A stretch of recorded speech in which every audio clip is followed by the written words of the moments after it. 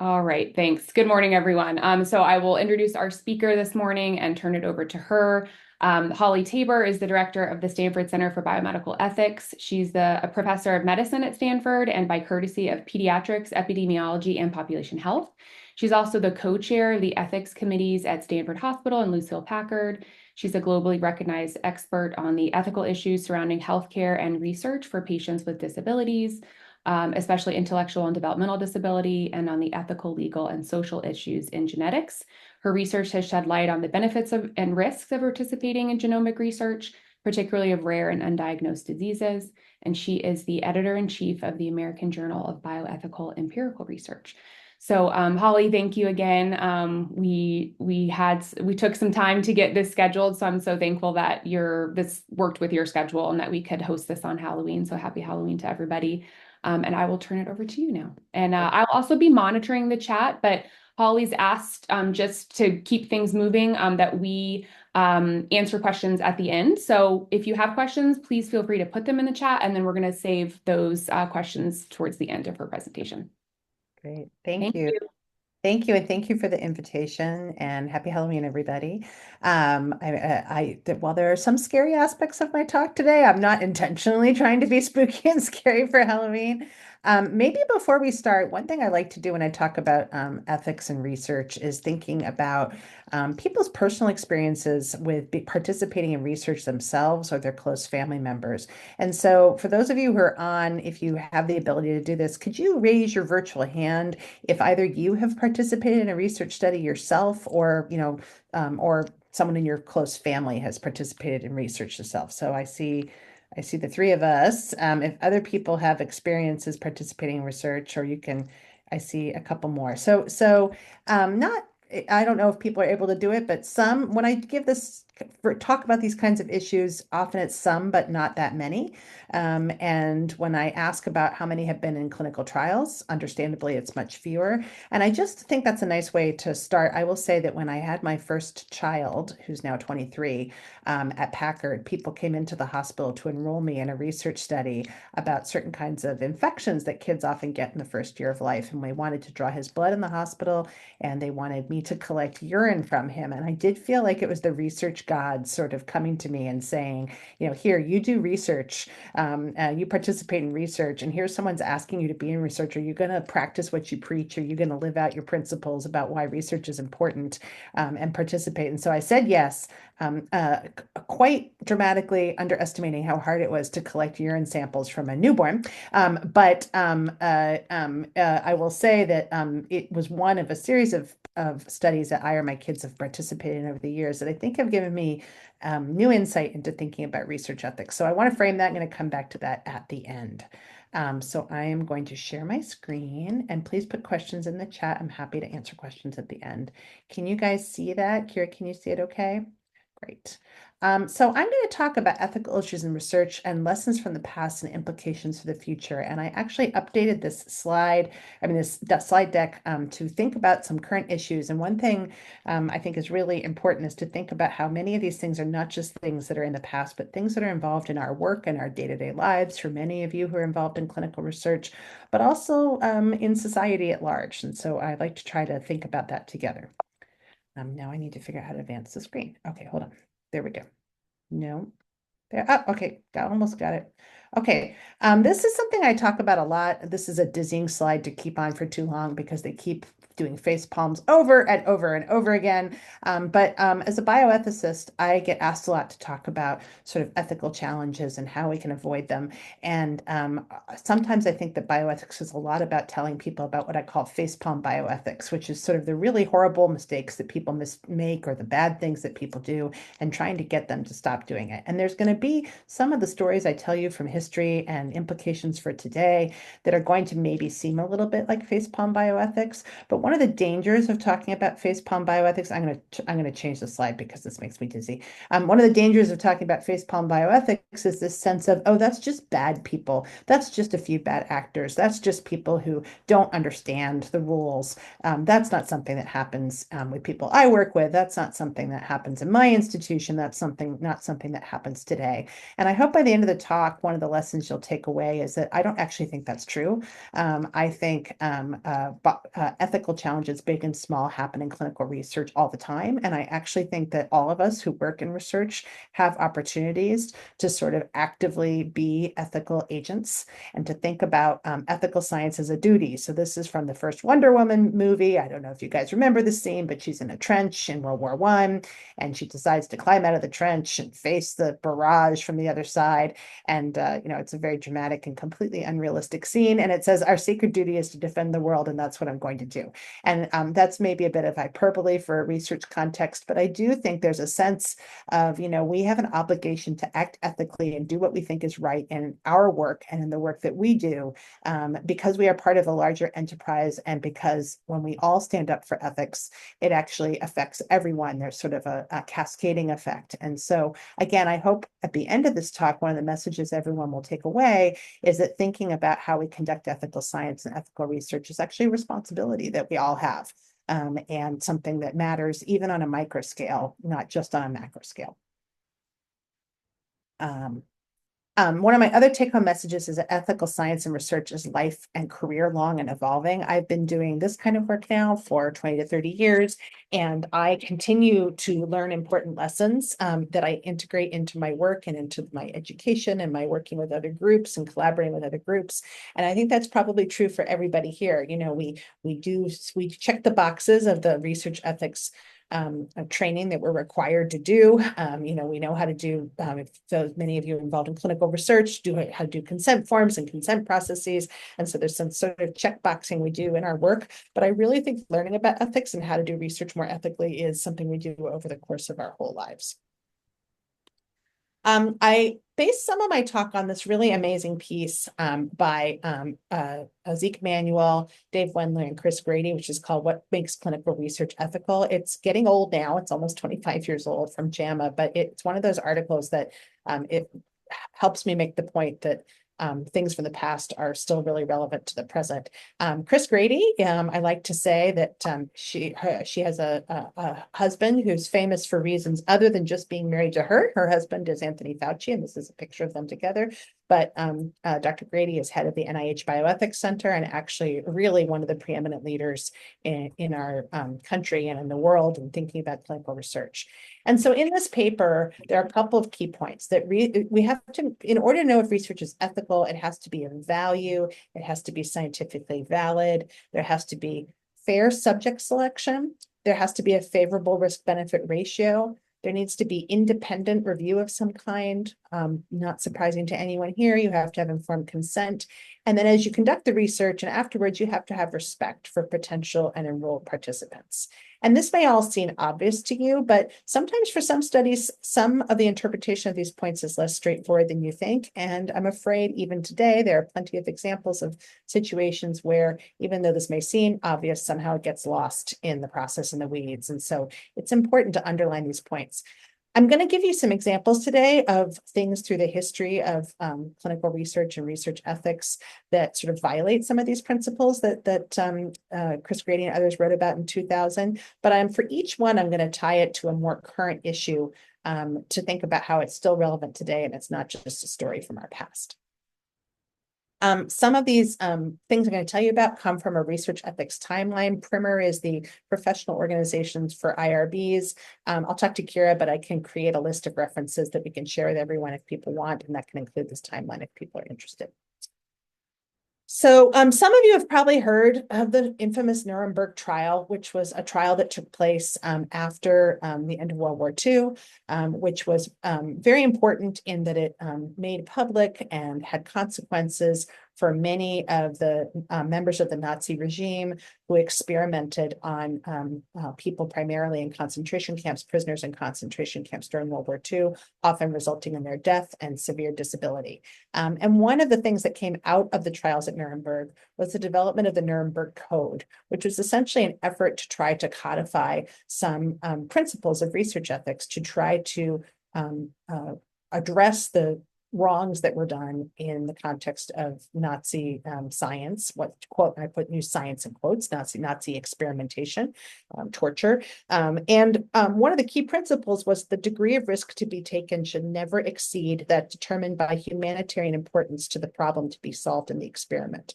So just because something is interesting or important to know in some way doesn't mean that that outweighs or that you should just do it because you can.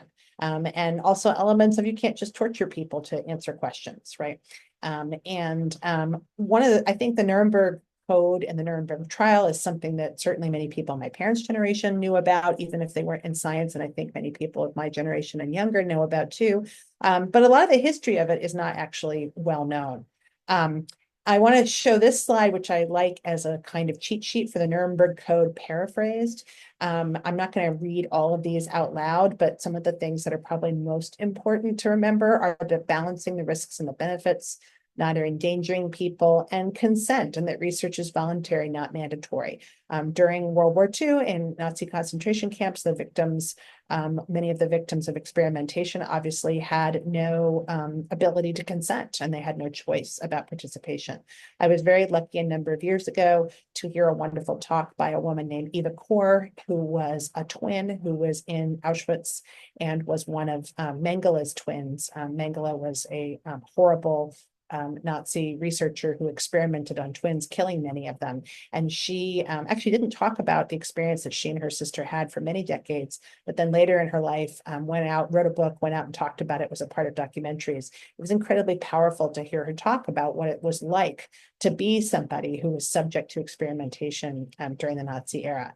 Now, the interesting thing also about this is that there was recently a Lancet study about the sort of legacy of Nazi medicine and Nazi experimentation. Sometimes when we talk about the Nuremberg Code and the Nuremberg trials, we make it sound like it was just a few bad apples who participated in this. And sadly, that's not true. There's actually very clear evidence now from detailed research and work that it was actually a very large proportion of doctors in Nazi Germany and in some of the occupied countries and territories during World War II as well, who basically sort of stopped following even the sort of non-codified rules about ethics during World War II. So it wasn't just a few bad apples. And I think that's a really important lesson for today. There's a really great book that came out a couple of years ago called The Nazi and the Psychiatrist, about the interaction between one of the psychiatrists and Hermann Goering, who was on trial. You can see on the left, there's a picture of Goering himself and the trial, and then there's a picture of Russell Crowe playing him in the movie, and this movie is being filmed now and it's going to come out soon.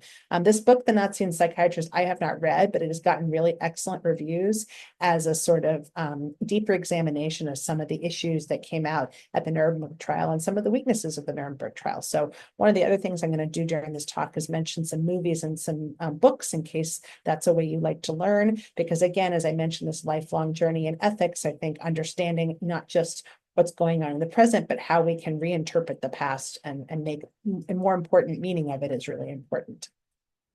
I will also mention the Nuremberg Code is something that comes up in current discourse. So particularly around COVID vaccines, there were a lot of arguments in the public, in the media, about whether or not giving people vaccines under emergency authorization just a few years ago, towards the beginning of the pandemic, we all remember that, was violating the Nuremberg Code. And a lot of people who objected to vaccines said that. This is again Zeke Emanuel, who had written the previous article I'd mentioned, with an article of learning from 5 bad arguments against mandatory vaccination. And in this article, he and his co-author detail why it is not in fact a violation of the Nuremberg Code. And this is a Reuters fact check that said the same thing. There's a couple of reasons for that. They were not strictly experimental. And I don't need to tell all of you that most clinical research has experimental elements to it, even once drugs and vaccines are approved in a non-emergency use capacity. But also the Nuremberg Code actually has never been adopted by any countries. So it's not a code that can be violated in a conventional sense. That's not to say that its principles aren't very important, but I think this was something that was thrown around sometimes as a way to undermine trust in the vaccination process, also a way to sort of represent the fact that people felt anxious about COVID and felt anxious about COVID vaccines. But I bring it up because I think, again, it's an example of the fact that the lessons of the Nuremberg trial, the history of the Nuremberg trial, and the Nuremberg Code are still incredibly relevant for research today. I don't know if any of you are involved in some of the research we've done here at Stanford on COVID and COVID vaccination, but obviously this is incredibly relevant today. Probably fewer of you are aware of the Declaration of Helsinki, which was written in 1964. This is Ford and Brigitte, I can't remember how you say his name, but the head of the Soviet Union. Sorry, I'm on my first cup of coffee. I can't remember former Soviet leaders' names. Biomedical research involving human subjects cannot legitimately carried out unless the importance of the objective is in proportion to the inherent risks. So this is sort of an expanding of the idea about the humanitarian importance of the question from the Nuremberg Code.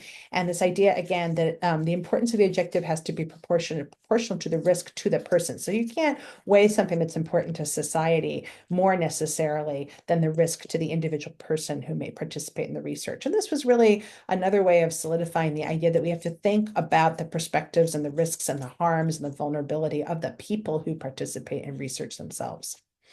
And really, the Declaration of Helsinki focused on this idea of having to be very careful and cautious about doing research in disadvantaged or vulnerable populations or communities, like occupants, prisoners in Nazi concentration camps, like prisoners in jails, as we'll talk about, like children in schools, like certain populations who are vulnerable in our society in other ways, and that we can't just experiment on those communities because they're convenient. We have to actually make sure that this population, the vulnerable population community, stands to benefit from the results of the research. So that's a really important principle. I'm going to give you now a lot of examples that came after the Declaration of Helsinki or continued past the Declaration of Helsinki, where unfortunately that wasn't followed. So again, we come up with these rules, smart people agree to it, they get talked about and disseminated, but unfortunately that doesn't mean everybody changes the way they do research and that nothing bad happens. I will say more recently, there was an update to the Helsinki Declaration. It's been updated many times since it was first enacted in 1964. And specifically relevant to people here, the update said that researchers must disclose trial results on a timely basis, that researchers have a duty to make publicly available the results of their research and are accountable for the timeliness, completeness, and accuracy of their reports, which is a good thing to do. Since we're not in a room together, I can't raise your hands, but we'll ask you to raise your hands easily. But when I talk to people about this in person, I ask how many people know the results of the studies that they participated in, and the answer is usually none. And I will say I'm as guilty of this as other people. There's often not funding or prior to this update to the Helsinki Declaration, an obligation to tell people what the results of the aggregate results of a trial are. And why is this important? It's both about the benefits and risks to the individual person, but I think it's also about transparency and reciprocity. If people are taking on some risk to participate in a trial, and if they're doing that, not necessarily for individual benefit, but for generalizable knowledge, we have an obligation to tell them about the results of that research, to show them that the research was actually finished. I'll give you an example of sometimes when that didn't happen, and that is really important to building and maintaining trust in research and researchers and research institutions in our society. Probably still fewer of you have heard of Dr. Henry Beecher. He wrote a very seminal article in the New England Journal of Medicine in 1966, which has been really foundational. I notice this is an old-time picture. Dr. Henry Beecher is sitting there smoking a cigarette in front of his library. I don't think we'd have that anymore. And this article reviewed and cited 22 published studies in the New England Journal that had very serious ethical flaws. And it was really a sort of way that he could show that even the best of the best researchers were really not thinking about ethical issues, such as those that had been raised and framed in the Nuremberg Code and in the Declaration of Helsinki. Some examples included one study where researchers had assigned some patients with strep to a control group where they didn't get an effective treatment, even though one was known to exist. And more than 70 of those patients developed rheumatic fever. That is not ethical, wasn't ethical in 1966, not ethical now. In another study of immune response, researchers injected live cancer cells into subjects without their informed consent, and many of them died. And again, see my previous point about facepalm bioethics, you may be doing your own version of facepalm hearing this, but these were from well recognized researchers at famous institutions, published in the New England Journal. So, these are really, he was basically trying to shine a light on how his own research community was not thinking about ethics and research, and that the journals were also not being rigorous about the way they demanded that people who submitted and published articles in their journals followed research ethics. This is an article that's now 20 years old, but it was talking about some of the challenges to Beecher's perspectives. And it's from Science Magazine. It's by Mary Faith Marshall, who's a wonderful person. And she talked about how, IRBs don't fix everything. We may think that IRBs keep us from doing ethically bad things, and they do to some degree. But the director of the Office of Health of OHRP said we need to take the institution of the I out of the IRB, and arguing that an IRB isn't sufficient, that we have to establish a human research protection program with multiple levels of responsibility that reports up to the highest level of the institution, and also reports to the community, and that has to have a process for quality improvement that isn't just you submit your protocol and you get approval. And that we really need to share the costs, and there are costs of protecting research subjects that shouldn't just be put, all of that burden shouldn't be put on IRBs. It needs to be put on the institution, multiple levels of research enterprise more broadly.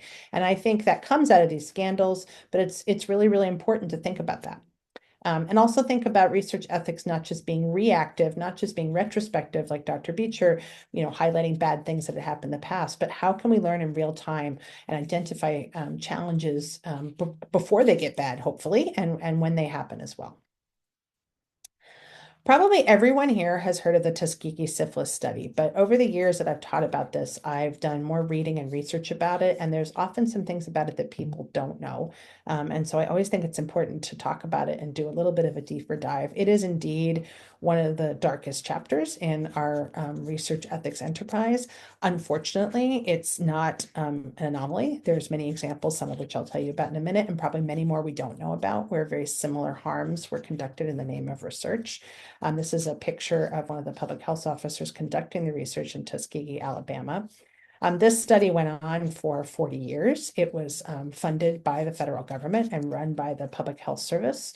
And it enrolled poor African-American men from Alabama, most of whom were sharecroppers, so a very vulnerable population. Syphilis was somewhat prevalent in this population at the time. They recruited 400 people who had syphilis and 200 controls who did not at that time. The subjects were not informed of their diagnosis or of possible treatments once they existed. Soon after the study started, there were antibiotics, and spinal taps that were given to assess for neurosyphilis were described incorrectly and through a lie as special free treatment. Some were given some sort of lame subadequate treatment, but none were offered penicillin, which was what was the gold standard. And the thing we hear is that, it was revealed that it was bad, and then there was and then we stopped it, and unfortunately that's not really the case. In 1969, the CDC convened a panel to look into this, but they loaded on the panel all the people who actually participated in the study as researchers, which is unfortunately something that still sometimes happens in some ways today. And they voted to continue the project, because of course they did, right? So this goes back to this idea of external review and having institutional accountability. And then, as I'm going to tell you a little bit more about in a second, the story was published in several major newspapers, including the New York Times. It still didn't fully get addressed by the government. And then finally, the Department of Health, Education, and Welfare, which is the past name of the incarnation of Health and Human Services, convened an advisory panel that was not just composed of people who ran the study, which called the study ethically unjustified. It recommended treatment for all surviving subjects and found existing protections for human subjects not effective. Basically, really called for a revision of how we do this review of human subjects to prevent these things from happening. And then, somewhat famously, Senator Edward Kennedy convened hearings, public hearings that were partially televised in 1973, which led to the National Research Act, which really was an important federal law, which created a lot of safeguards to try to prevent things like this from happening again, somewhat successfully, but not completely successfully. And the study formally ended in 1973 when they gave them penicillin. Okay, so that's the story most of us learn, and maybe you know some of those details.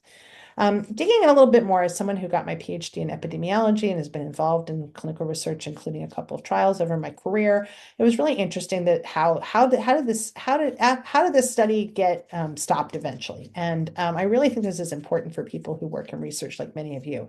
So a public health service venereal disease investigator in San Francisco was named Peter Buxton, so not in Alabama, and he found out about the Tuskegee study. The way he found out was he was finding people who had syphilis and recommending them for treatment. And one of the people he found in San Francisco was somebody who had syphilis who was in the Tuskegee study. And his supervisors told him under no circumstances could he offer treatment to this person because he was being observed to see what happened in the natural course of syphilis. And Peter Buxton was just absolutely horrified. And he expressed his concerns to his superiors, but he did it many times and many times was basically told to get lost. And he was actually not the first person who had raised it as a concern, and all the other people had been told to get lost. And sometimes pushed out of their jobs. So, we say in response they formed this first committee, but it actually didn't happen right away.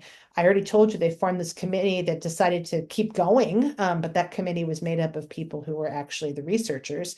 And the reason they decided to keep going in 1969 was that they thought the science was so important, and they just needed to continue until these people died. The other thing is they were given money for a burial if they allowed autopsies to be performed, which again was seen as something as being very unethical because it was misleading about why they were being given the money and why they were in the study at all. But Peter Buxton, as a role model for me and for many of us, did not give up. He kept talking about it. He'd talk about it to pretty much anyone who listened over years. And he eventually met someone actually at a party who was a friend who passed the story on to Jean Heller, who was a reporter at the Associated Press, who actually died a couple of years ago. And she broke this story in 1972, and it was published in the New York Times, and it really on the front page, and it prompted public outrage. But by the time even in 1972, the harms were really significant. 28 participants had died from syphilis, 100 more had passed away from complications. And it wasn't just the research participants themselves. By not treating the people, 40 spouses had been diagnosed with the disease, and it had been passed on at that time to 19 children from birth. So many far-reaching harms. This is Peter Buxton, who I really think is he's publicly known, but I think he should be celebrated as a real hero for not giving up. I think, we talk about whistleblowing sometimes, but sometimes whistleblowing isn't big dramatic things. And sometimes it's just not giving up when you know something's wrong, and not giving up when someone tells you that you're wrong and continuing to raise issues. And so I think about him a lot, actually, and what it must have been like for him, and how I can do similar things, and how I can help teach and encourage other people to take similar steps in their work. This is a picture of the article from the front page of the New York Times. I think sometimes it's helpful to see how headlines are framed in context of history. This is 1992. In 1992, Bill Clinton made a formal apology for the Tuskegee study. This is a picture of him and Vice President Gore and the people who were at that time the original survivors of the Tuskegee study, who were quite old and many of whom had health problems, coming to the White House for the formal apology. The formal apology was important, but like many of the stories I'm going to tell you today, sometimes apologizing by itself isn't enough. I will say there's some wonderful researchers, including Marcella Alsan at Stanford. This is a paper from 2016 that talk about the far-reaching legacy of the Tuskegee syphilis study, not just for the men who were in it and their family members, but also for all of society. And what they found was that the disclosure of the study, and starting with that New York Times article in 1972, was correlated with increases in medical mistrust and mortality, and decreases in both outpatient and inpatient physician interactions for older Black men. So Black men decided not to trust science, totally understandably, right? And not just science, medicine. And as a result, life expectancy at age 45 for Black men fell by up to 1.5 years, which was significant, accounting for approximately 35% of the 1980 life expectancy gap between Black and white men, and 25% of the gap between Black men and women. And so the implications of this to society as a whole and to communities is absolutely significant. I thought this was a really brilliant and important analysis they did. It was done in the National Bureau of Economic Research. But if any of you do research today, this is incredibly long-lasting, particularly to Black Americans and participation in research, but not just research, in their health and in their life expectancy. And so I am sadly sure that the people who were involved in doing the study and misleading the men and telling them they were getting treatment didn't think that these were some of the long-term consequences, but they absolutely were and are. And so I think, again, this is not just something that a small group of bad actors did. This is something that could easily happen today. And the implications may last decades and be like maybe life and death for many people. So I think this kind of research is really important to contextualize these stories that many of us may have heard. I will say, unfortunately, Peter Buxton died earlier this summer at 86. He lived in California. When I saw that he died, I definitely was thinking about what I've learned from him. There's still efforts to try to have reparations for the survivors and descendants of, actually, I'm not sure there are any more survivors, but the descendants of people who were in the Tuskegee study. There's actually an article about how one of the philanthropic organizations that had given some money to try to give sort of a very small reparation to participants early on actually were people who were involved in the study, and it was sort of a conflict. And in 2020 and 2021, that came out and another formal apology was issued. But now there's an effort to provide more substantial reparations, $5 million in scholarships, much more substantial benefit and impact, and continued important apologies and examples about how apologies for harms, particularly done by institutions and research, need to be made. So those are both really good articles if you're interested in that. Then in 1978, the Belmont Report was commissioned by the National Commission for the Protection of Human Subjects. This really guides a lot of what we do on a day-to-day basis in research. Again, this focuses on people who are disadvantaged and people who are vulnerable, and their need to be protected in very specific ways and structural ways from being involved in research just because it's convenient or because they're easy to manipulate, like the men in Tuskegee, like prisoners in Auschwitz and other concentration camps. And as you'll see, unfortunately, those kinds of manipulations and taking advantage of vulnerable populations continued. Some of the key aspects of the Belmont Report are principles are respect, the idea that people should be able to make decisions about whether they want to participate, and we should protect those who don't have the ability to make decisions for whatever reason. We need to maximize the possible benefits and minimize the harms, and that burdens and benefits should be fairly distributed. Really, Belmont Report was the codification of informed consent as we know it today. Is seen as key to respecting patient autonomy. It was responsive to some of these abuses I've told you about, and it really made it sort of this dominant role and institutionally in how we oversee research. But, still to this day, despite the fact that people have been doing studies of informed consent and ways of doing it for years, most studies show that people don't really understand informed consent. They don't remember it, that their reforms are hard to read and hard to follow, and that they often have serious misunderstanding, particularly about what's called therapeutic misconception, or the fact that people think they're going to directly benefit from research when they're not, even when it's explicitly told to them. This is a paper, again, bringing it to the present day from some colleagues of mine in Bioethics in July about the National Research Act, which was what codified the Belmont Report, and that how many aspects of what we put into place need to be updated, and we need to think about better ways than just having sort of check boxes about informed consent. And one of the things they recommend in this article is that, again, IRBs aren't good enough, that there should be a standing national public bioethics body, not just to sort of report on emerging issues of kinds of research like the ones that are listed on the slide, but also providing guidance on other kinds of issues, and also to improve IRB quality and oversight and strengthen the common rule, which I'll talk about in a second. So there's still a lot of talk about how we need more, that what we have is not sufficient.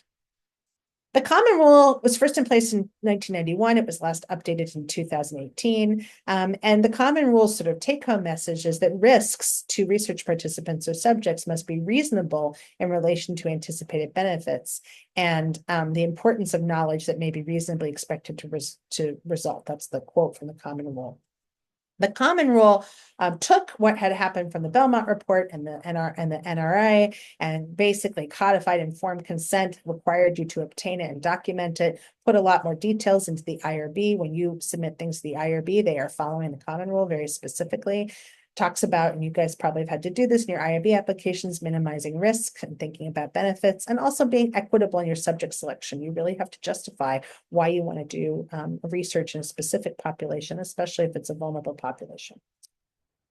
I will say the common rule was updated in 2018, and one of the updates was that there was a requirement that consent forms be made available online to research participants. There's always been a requirement to provide a consent form to participants when they sign a consent form, and some of you may have done that, but this was sort of upping the ante and saying it had to be available online and posted. There was a study examining NIH-funded trials on clinicaltrials.gov and basically showed that the consent form availability improved over time, but it still was too often more than 60 days after even after this revision requiring people to do it sooner. And I think there's challenges in the interpretation of this, but it's basically really important to think about how we can have transparency of our consent documents and thinking about how making them available could actually impact trial recruitment. And it's really important to not just post these forms after trials are over, but even while trials are still active. And I think this is something, again, it's work. We have to figure out how to do it and how to create systems to do it in a prompt way. But I think it's really important for respect and transparency because I don't know, if I get a piece of paper for participating in a trial, it's going to disappear into the abyss of my home, and I may want to go back and look at the informed consent. I will say one other example, not a clinical trial. If any of you have participated in 23andMe and given your DNA to 23andMe, 23andMe has been having some financial problems, and there's been a lot of public stories about whether or not 23andMe is likely to sell your data to other people without maybe that having been an initial part of the informed consent. And one of the things people have been writing about is that they don't remember was on the informed consent. And I'm actually not sure the past informed consents are on the 23andMe website. So having consent forms and different consent forms available, I think, is really important part of transparency.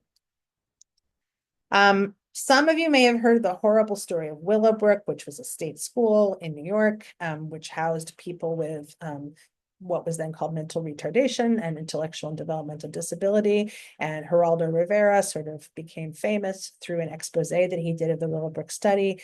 This came from a horrible legacy of institutionalization of children and adults with intellectual and developmental disabilities. I have children with disabilities, so this one really hits home for me. The pictures are pretty brutal and horrible. Parents were encouraged to institutionalize their children, even if they had more mild disabilities of this kind. And most of these children got hepatitis when they were institutionalized in these institutions. And because of that, again, a federally funded project and a federally run project decided that we didn't have to treat the people with hepatitis or try to prevent it. We would just study it in them. And actually successfully give them hepatitis to be able to study vaccines and see if they could be successful. Some of the key ethical violations were that parents weren't really consented to this. Some of them didn't know it was happening, and some of them were promised that their children could get in faster if they agreed to have their children be infected with hepatitis. So the studies were really incompletely and accurately described. There was not really informed consent, and as a result, there was deliberate infection, and many felt like that was wrong, even if there was a high likelihood that the residents would get hepatitis naturally after a certain amount of time living there. This is a similar study from 1939, but there are many examples. This is a famous study that's sometimes called the monster study, where a researcher who was a leader in speech pathology thought that stuttering was a learned behavior. And so they tried to induce stuttering by basically dressing up like monsters and scaring them. Again, hard to believe that anyone thought this was a good idea. And they studied people in a state-run orphans home because they were a convenient sample to abuse and berate. And some were subjected to steady harassment, badgering, and negative therapy. The rest served as a control group. Again, I think most of us are horrified at this. But again, this was a respected researcher at the time. And even though this was 1939, I think there are people, unfortunately, who still make some of the same mistakes in thinking about the the ethics and permissibility of certain kinds of research studies. You would hope an IRB would catch this now, but which didn't exist in 1939. But again, it's manipulating a captive population. There was a book that came out recently that is on my list and I haven't read yet by Sydney Halpern called Dangerous Medicine, the story behind human experimentation with hepatitis. There was an article by Carl Elliott about this book and a review of this book. Unfortunately, research still happens on children with disabilities, intellectual disabilities, that probably shouldn't happen. And so I don't think this is an old problem. I don't think this is a problem that we've solved. Or I don't think we're infecting anyone deliberately with hepatitis, thank God. And a lot of the institutionalization of children no longer happens in the same way, which I'm also grateful for. But again, these problems haven't gone away. And the systems issues and the attitudes that lead to them, which include a devaluing of certain kinds of lives, still creates the opportunity for really bad things to happen. And we have to be vigilant about it. I wanted to mention a movie called Three Identical Strangers. I just, before this talk, looked it up. It's actually available free on Hulu and a couple of other streaming services now after not being available free for a while. So it's a really good movie. It's a story of triplets who were separated at birth, that they were their mother gave them up for adoption, and they went to a Jewish adoption agency in New York. And the Jewish adoption agency in New York, they come to find years later, partnered with researchers, I believe at Yale and NYU, to intentionally separate twins and triplets and to put them in very different socioeconomic situations and to study them over many years. But there were a bunch of problems with this. First of all, they didn't tell people or the families that they were twins or triplets. So the families who were adopting them didn't know this. They didn't tell them they were in a study. They didn't get informed consent from them. And the way this happened, and it's very elegantly told in this movie, is that two of these twins actually ran into each other in college and didn't know each other existed and eventually found the triplet. And it turns out this happened to many twins and triplets. And it turns out the harms of separating twins and triplets, the psychological harms, are actually quite significant. And then the harms of experimenting on them and observing them without their knowledge or their adopted parents' knowledge is also very harmful and significant. I will also say the twins, there's now been an effort to get the records from these studies to be opened up, and those records have largely failed. And so they haven't been able to find and notify other twins and triplets who were separated. And the results of this study were never published. So going back to the quote unquote importance of the study, the things that were being studied were things that were already pretty well documented and understood. And so experimentation was being done with really no meaningful purpose. And so it was being done unethically, and it really wasn't of any benefit to society. And it was never unpublished. And some of the institutions never published. And several of the institutions involved have actually put an embargo on the files that they can't be released to any of the people involved or the public. This is an article that from 2019 by two of my colleagues in bioethics about this. And it says the data were never fully analyzed and published, so we can't be totally clear whether the study design could have even met its goals. The children and their families were selected on the basis of their vulnerability, the need to be adopted, and the desire for an adopted child. The risks they were exposed to were not limited to the minimum necessary to answer the study questions, and the well-being of the participants continues to be disrespected by the virtue of the ongoing secrecy. And so they really call for, this was 5 years ago, they call for that all to be opened up and investigated. To my knowledge, that has not happened. And occasionally there's still stories about the ongoing psychological harms. Unfortunately, I won't do any spoilers, but it's been very, very harmful, even on a long-term basis, to many of the twins and triplets who were in the study. It's still a good movie, though, and I think really important for researchers to think about the context of these things. Also in the news recently is the Stanford prison experiment, very relevant for Stanford. Happened in 1971. These are real pictures. It took place in Jordan Hall. Researcher Philip Zimbardo conducted a study of the psychology of imprisonment. He set up a mock prison using volunteer college students, both as the prisoners and as the guards. He also, unethically, in my opinion, and most other people's opinion, participated as the superintendent of the prison. And then he encouraged the guards to brutalize the prisoners and studied whether they basically did it or said no and what happened to them, thinking that this was studying whether or not people have the potential to be violent and and abusive if given the opportunity. So needless to say, this has not really held up over time. There are a lot of ethical concerns, including the underestimation of the likelihood and severity of the harm caused both to the people who were the guards and the prisoners. I saw one movie interviewing someone who'd been a guard and really suffered some long-term harm from that. Again, he was the prison director or superintendent, and that biased his role. Lots of problems. Was this even an important study to do? Was the question important? Again, bringing it back to the present, this is an article from just last week. There's going to be a new docu-series that's about to come out that's going to be more detailed interviews with the original guards and prisoners, most of whom have never agreed to be experimented. And then Dr. Zimbardo himself actually died about a week ago. This has been in the news a lot recently. There was a very infamous study of research misconduct that involved research misconduct at Penn with a patient named Jesse Gelsinger. Took place in 1998. That's Jesse on the left. That's the researcher who I'll talk about in a minute, who led the study on the right. He was 18 years old. He had a rare genetic condition, although he had a very mild form of it that disrupts metabolism called OTC deficiency. He wasn't really significantly affected by his level of the disease, but he really wanted to participate in research, and he had the opportunity to participate in a gene therapy study. Again, this is way back in 1998. During the experiment, unfortunately, he developed a massive immune response and he died. There was a huge investigation. The consequences of this were really huge. Several of the institutions involved, including Penn, all of the research across the institution was shut down. And I'm going to develop another talk about this, about what happens when your group's misconduct shuts down an entire institution. But this happens. These are the risks that are involved in not following the rules. And basically, an FDA investigation included they didn't provide him with adequate informed consent.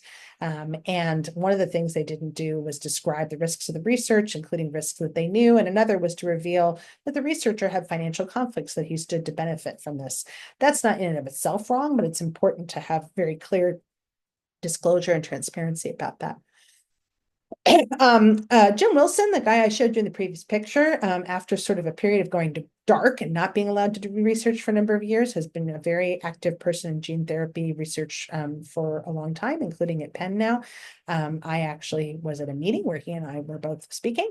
This is a story from a couple of years ago, but it's interesting that there are still ethical challenges with the gene therapy program that he runs.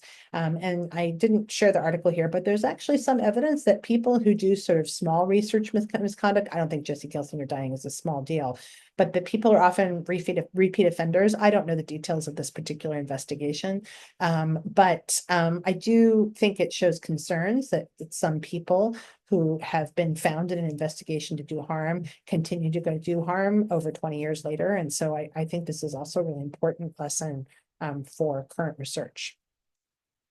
Some of you may have heard of the Havasupai, the genetic study with the Havasupai tribe in Arizona. There was a lawsuit and a settlement that occurred from 2005 to 2009. Arizona State University basically collected blood and said they were going to study the genetic origins of diabetes. And an individual from the tribe who was a student at Arizona State was kind of accidentally ended up in a research presentation about genetics markers found in that study using those samples being connected to schizophrenia. There were also studies of inbreeding and theories of the tribe's geographical origin that contradicted their traditional stories. Needless to say, when the consent was done, those possible uses of the samples were not disclosed, and it was not a broad consent, especially back in the 90s. So this research was performed without their consent, so the tribe sued. And Arizona State fought it actually for a long time, and Arizona State lost, and there was a settlement.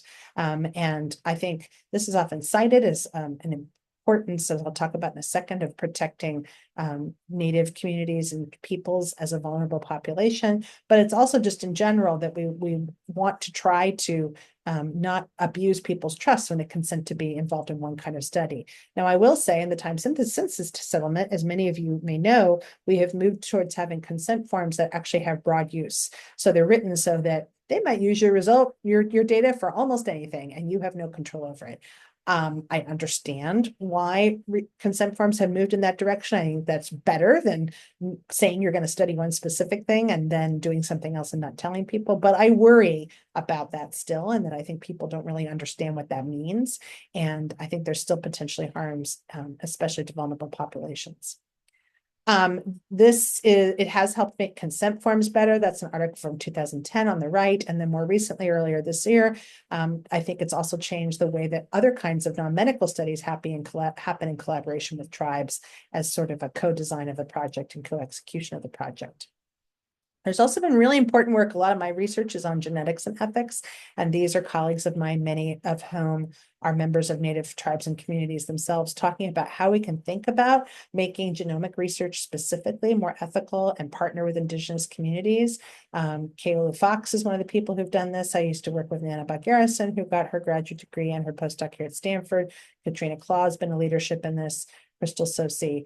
But I think there are efforts sometimes to try to include Indigenous people in research, like, for example, the All of Us research program, which is a big national research program that includes genetics, but also concerns that that's a little tokenistic, and then there's illusion of inclusion, not just for Native peoples, but for other groups as well. And so sometimes we may say we're trying to be inclusive, but are we really being inclusive? And we're asking the representatives from the communities themselves if they feel like they're being included and what inclusion looks like to them. And so I think meaningful inclusion is a really important ethical tenet of research, especially in this sort of modern era where there's a lot of data and a lot of data that's being shared very broadly.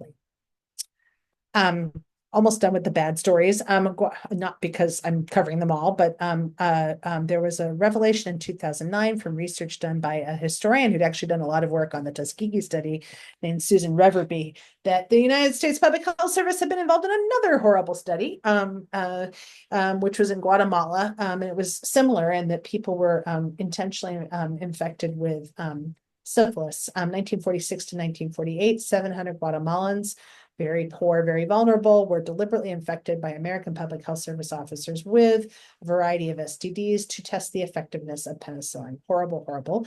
In 2010, President Obama apologized and said the results were clearly unethical. But again, how many of these do we not know about? Unfortunately, there seem to be a lot of them. And again, like the Tuskegee study, I think it's important to do research and to understand that the harms of this are not just for those people and not just close in time. This is a woman who's 74, who was a victim of the syphilis trial when she was 9. And she talks about how her life has been harmed by the fact that she was deliberately infected. So the legacies of this for the people themselves and for their family members extend far beyond the original study, which many of you may know from the now famous story of Henrietta Lacks. I actually worked with HeLa cells very early in my career. Most people didn't know what HeLa stood for. Note to everyone here, don't name your cell lines after the names of the people that you took them from. That's just a little lesson that we learned. But most of you know about it from the famous book, The Immortal Life of Henrietta Lacks. There was a movie now. Henrietta Lacks was a Black woman from Baltimore who had unfortunately an incredibly aggressive ovarian cancer and died, leaving her husband and several young children who were already in very constrained economic circumstances, very, very tragic. But her cells, it turns out, were very unique in their ability to proliferate and grow in a way that has facilitated a lot of medical research. She died in 1951 before a lot of the rules that I told you about were put into place. So Hopkins did not very explicitly not follow the rules, but they didn't ask to take her cells. They didn't tell her family that they were taking her cells. Her family didn't know until decades later that these cells had been used for this purpose and had essentially been monetized with incredibly large sums of money working around these cells. And in the book, Rebecca Skloot, the author, finally talked to some of her descendants, and they were shocked to hear about this, but also, again, really had a lot of economic hardships. And there was really a violation of trust in the fact that this had happened and no one had told them about it, and no one had made any effort to apologize, even if specific rules were not followed, and try to repair. And it really sparked a national dialogue. I will say, I was really surprised when this book came out and it was so popular. You know, it was available in the airport. I saw people reading it on a plane. I think most people I knew read this book in some context. And it's really one of the first times I think people sort of understood some of the things that I do in ethics. I think it really brought a lot of research ethics issues up. And I think Rebecca Skloot did an amazing job of really bringing the stories of Henrietta Lacks's family and children and Henrietta Lacks herself to be very accessible to everybody. Since then, there have been, as in some of the other examples I told you about, some efforts to help repair and make reparations. So NIH convened some meetings with some members of the family and put some rules into place about publishing data from Henrietta Lacks's cell line.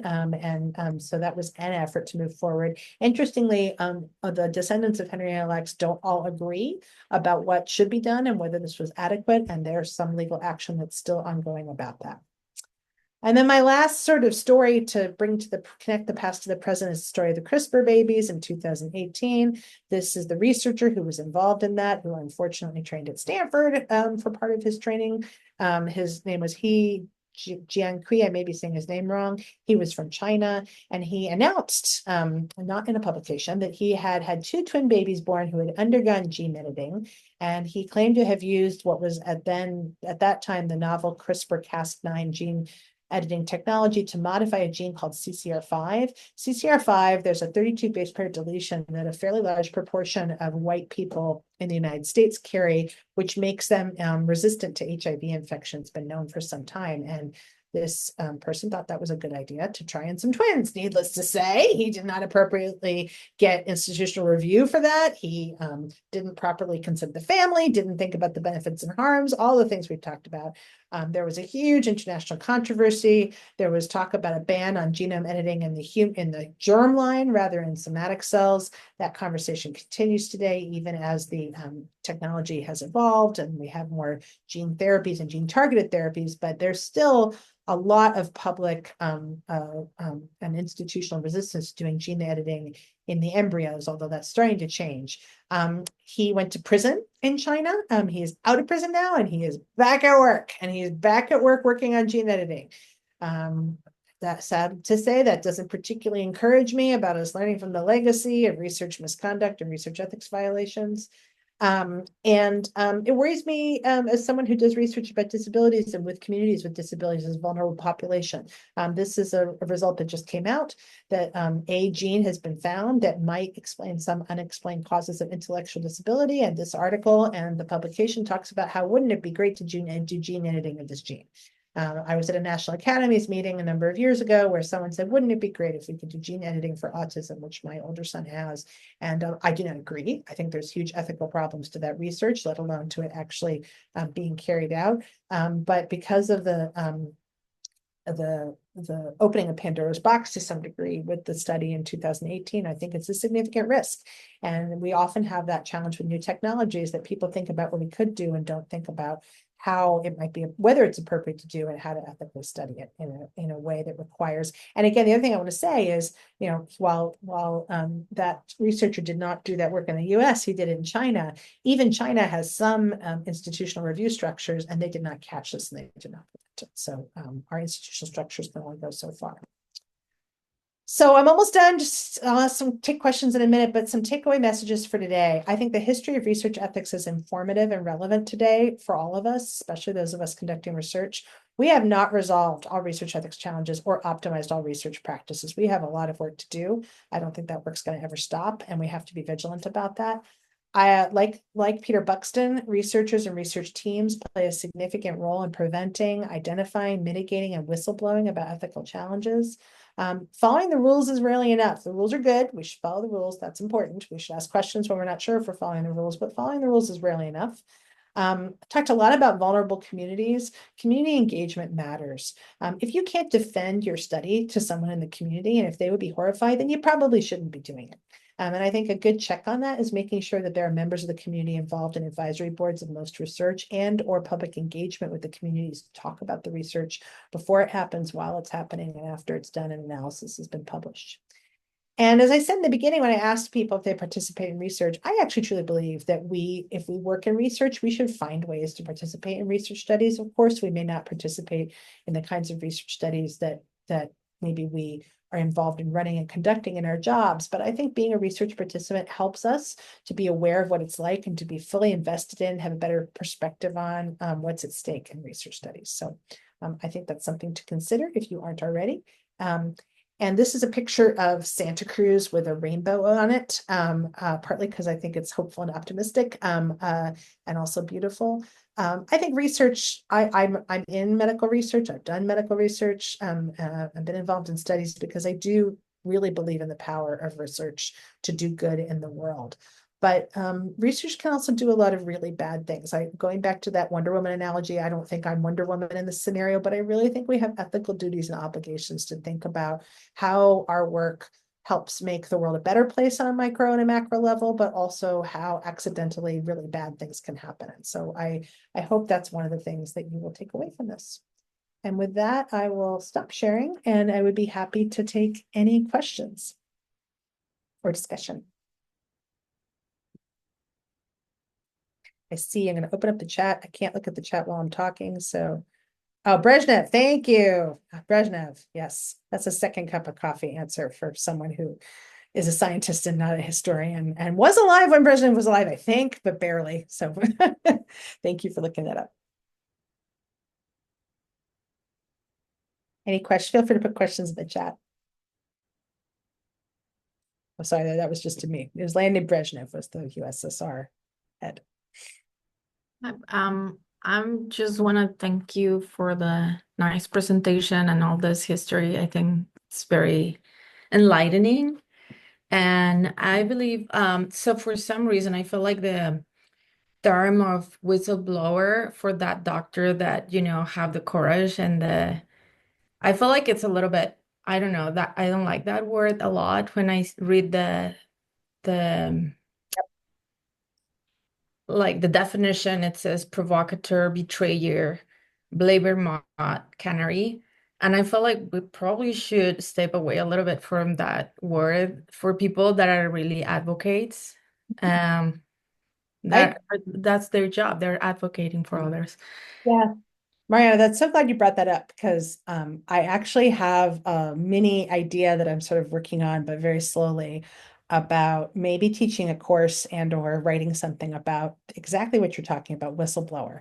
And I think you're right. The word and the definition describes something which is not what I think of at all. I agree with you. It's having courage. Whistleblower actually, interestingly, has a legal status in society and has a legal status in certain kinds of federal research projects in a good way, not in a bad way. There are certain kinds of whistleblower protections. If you Google whistleblower protections, there are certain kinds of legal whistleblower protections, including for research. They didn't exist at the time that Peter Buxton did that. But I agree with you. And I think it's absolutely a responsibility. And it shouldn't be like, oh, that person was either the negative connotations that you just described in the definition, but also the positive connotations like, oh, there's one brave person who's doing something. No, I don't think it should be seen as only something extraordinarily brave that a very small number of people have the bravery to do. I think you're right. It's advocating and being vigilant and think what we want to. I totally understand, like being part of maybe a research team, and in this case, like was like government supported. It can be as a betrayal, Yeah. but and yeah, like I just feel amazing. Like this guy was amazing. Yeah, I couldn't agree with you more. I'm really glad you brought that up. And actually, from you saying that, I'll maybe include something about that if I give this version of this talk again sometime. Parts of this today are the first time I've done parts of this talk.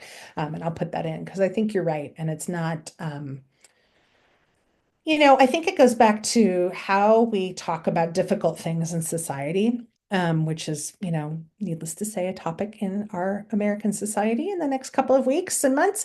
And I think part of it is that we have to create environments in which people can ask tough questions and talk about hard things, and not have it be seen as something extraordinary, but have it be seen as something that, again, is ethical. When I teach medical students, I say that every clinical encounter that any doctor or clinician has an ethical dimension to it. I think that's true for research too. All the things we do in research every day have ethical dimensions to it. And if we don't think about our ethical roles and duties and responsibilities on a daily basis, then I don't think we're really doing our job. And that includes bringing things up. And I agree with you. It shouldn't be stigmatized. It should be celebrated and encouraged. So, okay. So Mariana, you got to come up with a new name for whistleblower to report back, because I think that's a good point. So thanks for raising that. Sure.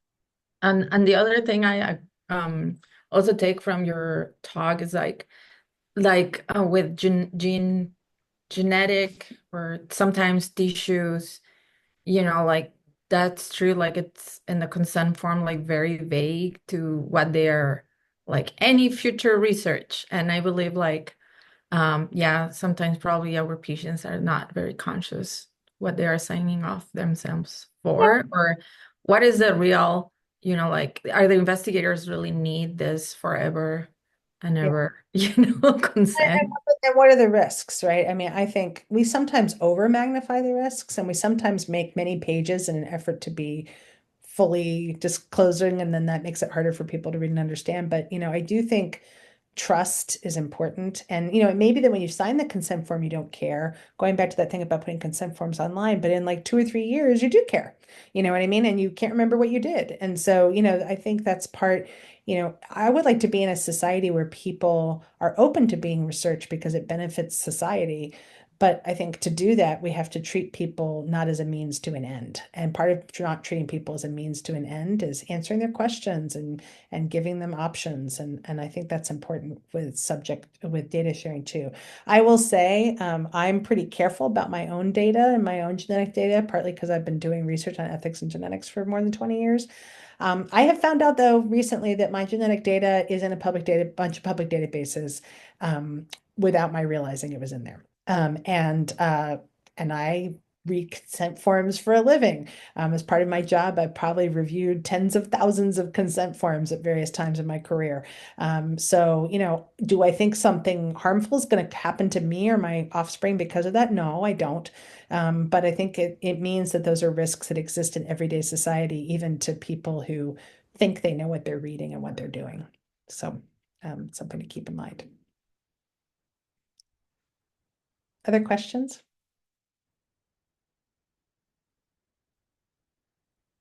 I also don't think my DNA is very interesting, but I also think that unfortunately in our society, while we have some laws that are supposed to protect against discrimination and harm on the basis of what's in your DNA, most of those protections haven't been tested in court. And so it remains to be seen how strong those protections are or really will be. Yeah, and often the science moves faster than the law, right? So something's going to happen in science and we're not going to know the ramifications of it later until it's brought to court. I think the 23andMe thing is a good example of that. Because right, I think it's like 23 million people. I can't remember the exact number, but 20 millions and millions of people, right, are their data. And they did this for various different reasons, one of which was to better understand their health in an effort to probably protect themselves or do what they can to make their lives healthier. And now there's this potential that their data is going to be sold to insurance companies because of the risk for bankruptcy with 23andMe. So I think that's a really good example and clearly one that's very recent, as it just was in the news last week, I think was the first time. So that one's a really, I don't know, concerning one to me because people probably likely didn't sign up for that and they're No, for sharing that. I think in this day and age, some people make an argument, which I think is convincing to some degree, that privacy and the way we used to think about it is an illusion. Like, look, I use social media. You are the right? Your data, your search history, everything it can see through cookies, that's all being monetized by any social media organization you use. It's being monetized by Google. It's being monetized by YouTube. It's being, your GPS data in your car is being monetized. Your use of gas stations and where you go is being monetized. So some people say in an environment in which all of our data is not private, what do these things matter anymore? And I think they matter for a couple of reasons. I think research is not the same. Certainly there are commercial aspects to research, but particularly when you do research through health agencies and through universities and academic institutions like Stanford, I think we have increased obligations to people that the gas station and arguably Facebook maybe don't have, even if people don't understand it. And I also think, again, it's an argument for having stronger protections. So maybe data is going to get out there. Maybe your data is out there. I told you my data is apparently in some databases. So if that can't be stopped at this point, if there were really strong protections, then I would be less concerned about that, and I would be more willing to participate in research. And so I think there's actually room in our society to increase the protections so you can go, okay, I'm not worried about that. Some of you may know this, that FERPA is a federal law that governs educational data, so that there are limits to even what parents can get about their kids who are in colleges to your educational data. And that law was put in place. HIPAA is another example of health data being protected from certain kinds of uses. The consequences to violating HIPAA for healthcare institutions are pretty great, and pretty financially impactful to healthcare institutions. So we can put protections in place. And I don't think we really have the protections that will really reassure people in a more meaningful way. So I personally would like to see those. I think I'm probably in a minority. I don't think the majority of policymakers are really seeing that as a high priority agenda item right now, but I would like to see that personally. The other thing I should say about DNA and it being in databases as a harm that people don't realize is I didn't include this in the slide deck, but even if you are many, many steps removed from a family member, I can't remember what the total number of degrees removed is, but like your sixth cousin twice removed or those kinds of things, your DNA or their DNA can be used to identify someone that far removed in a criminal investigation. And there are lots of examples of police and enforcement agencies using data in that way. So that's got some pretty significant implications for people. Again, you could say like, okay, so you find criminals and they get punished. What's the harm in that? Well, yes, and I think there may be some other harms to that, like the three identical strangers thing I mentioned. There are things that are harms that sometimes we can't anticipate. And so we have to think about balancing the benefits and the harms. Nobody else has a question. I have another question, just something to think about. It made me think when you talked about the CRISPR babies. Can you kind of talk a little bit more about your thoughts around the issues with gene editing compared to something like genetic testing of embryos to say, okay, this embryo does not have cystic fibrosis, so we won't be using this embryo versus actually editing the genetic material of an embryo? I could give a whole other talk on that. Yeah, I'm sure you could. So, okay, where to start? So let's start with gene editing and then talk about comparing it to genetic testing prior to implantation. So I think gene editing, I do a lot of research and have over my whole career on genetic diseases that cause significant morbidity and mortality for patients and for families. I also do a lot of research on disability that includes the history and structural ableism and discrimination against people with disabilities in research and society, and the harms that are still existing today for people with disabilities. So in my head, I think about this a lot, about the balance between wanting to alleviate suffering and prevent suffering in people for these diseases that really do cause suffering. Cystic fibrosis is a great example. Tay-Sachs is another example where it's pretty straightforward. One gene, known variants, we could fix it. Maybe, why wouldn't we, right? But I also think that, first of all, one of the challenges with gene editing is we don't know the downstream implications of it. There may be impacts on other organ systems and other health things that we don't understand. One of the things that has happened early in gene editing is that the CRISPR and other technologies don't fully do the sort of cutting out of the gene and the putting in the new gene in exactly the targeted way that we hope they will someday.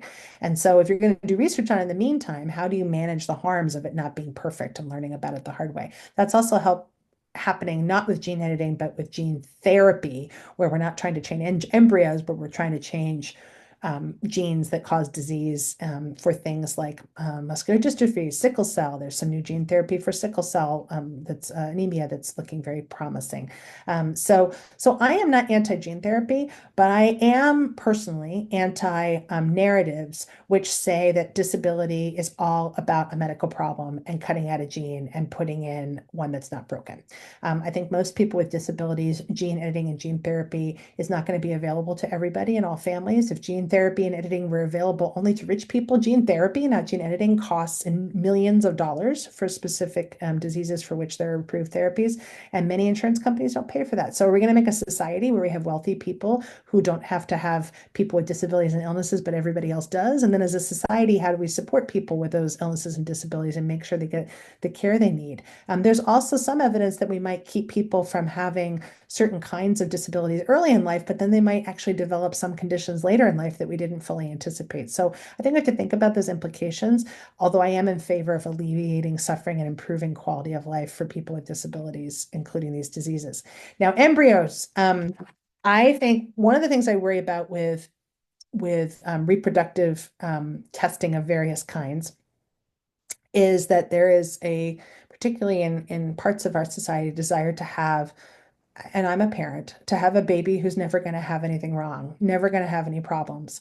I'm a parent of 2 kids with disabilities, so I get this. I've lived this my whole life. I understand. Wouldn't it be great if they didn't have some of the challenges they have? I have friends who have kids with horrible conditions. I have a close friend whose son died of cancer. If she could have prevented that, she absolutely would have. And who can argue and question that? But then you take it to another extreme. My colleague Daphne Marchenko, who's at the Stanford Center for Biomedical Ethics, is working on a paper about what if you could use polygenic risk scores to try to have a smarter baby. Would that be okay?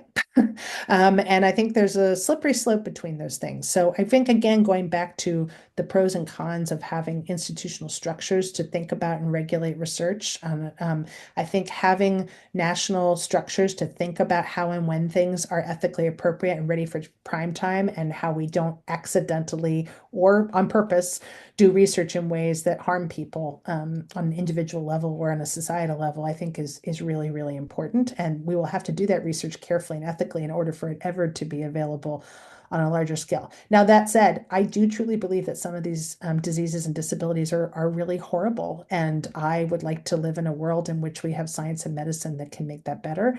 But I also have no desire to live in a world where we eliminate autistic people. I have no desire to live in a world where we eliminate deaf people. I have no desire to live in that world. So I think it's something that, even I've been doing this research for 25 years, I don't think as a society we've figured that out yet.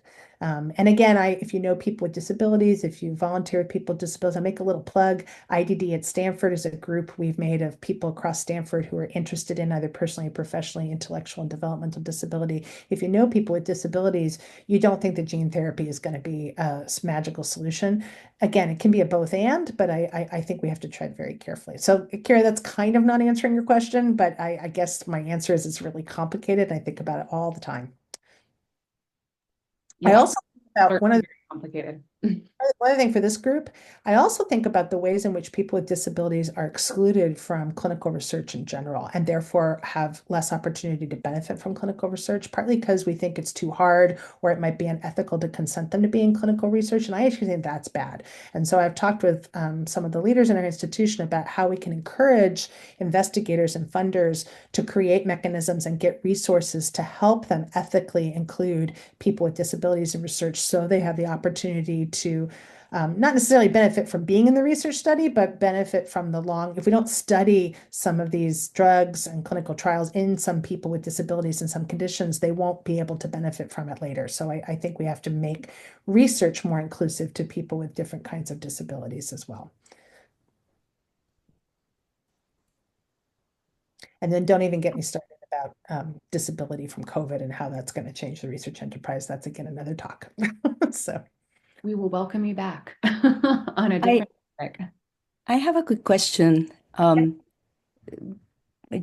just mentioned something that I was starting to think about it. When you are obtaining consent from a patient and the parent says, well, my child cannot consent because of disability, still, as a person obtaining the consent, you think is the right thing to do. I mean, is the parent, should I accept the parent to consent for the child?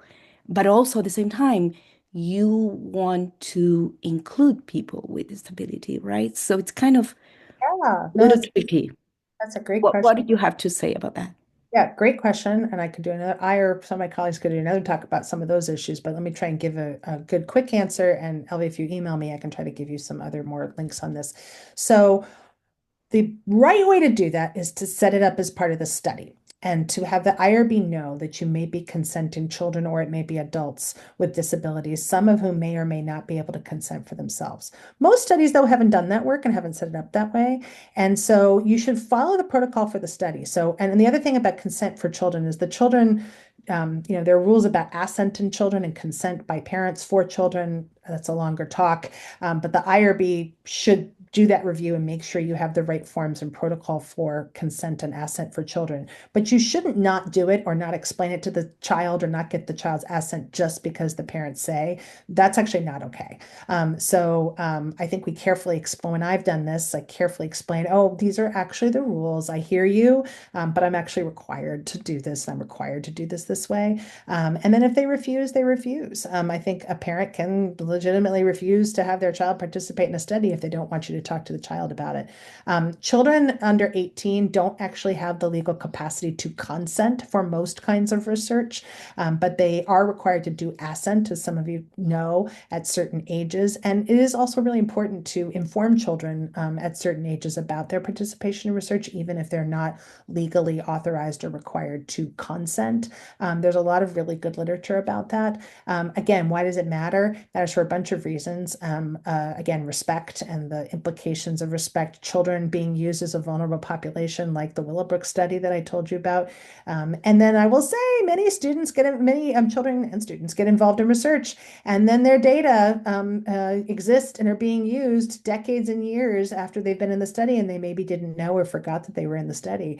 I'm also worried about that. For example, at one point early in my research on genomics in the sort of early 2010s, a very large proportion of the samples that had sequence information available, it's not true anymore, but back then, were autistic children. Why was that? Because there were a lot of genetic studies of autism. Did the children with autism know they were in the studies? No, they absolutely didn't. Were those sequence data being used for a variety of things that had nothing to do with autism? Yep, they were. Was it technically legal and ethical? Probably. Was it good? No, I don't think so. I think it was, again, somewhat manipulative of a vulnerable population. So I think, Elvie, the questions you're asking are good ones. And I think what I want is for there to be easy ways for people on the front lines to ask those questions and to think about how to navigate those kinds of challenges, because I think that's a very real world challenge. So I appreciate you bringing it up. Thank you. Well, Holly, thank you again for this presentation. I talk about a lot of these ethical issues and stories, historical examples in my consent class, but I learned a lot too from your presentation and just some of the examples that you provided. So thank you again for joining, and thank you everyone for joining today. Holly, if you could send me a PDF, version of your slides, that would be helpful. I can send it out to the group along with the recording. If you guys have any questions about anything, you know how to reach me and Holly.